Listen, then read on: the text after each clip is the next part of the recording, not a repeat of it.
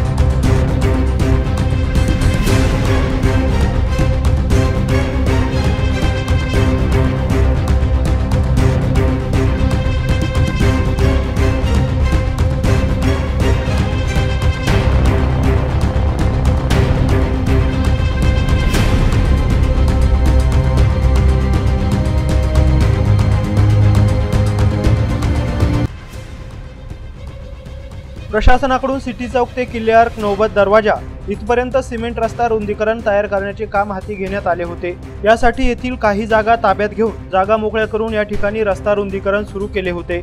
परंतु गेल्या अनेक दिवसांपासून या रस्त्याचं काम संथ गतीने सुरू असल्याने सिटी चौकाकडून दिल्ली गेटकडे जाणाऱ्या सिडको हडको परिसरातील नागरिकांना या रस्त्याचा वापर करताना अडचणींचा सामना करावा लागत आहे।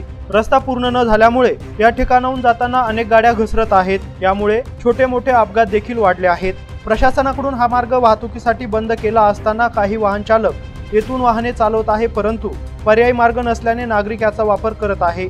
या रस्त्याचं काम प्रशासनाने लवकर मार्गी लावावे अशी मागणी नागरिकांमधून केल्या जात आहे।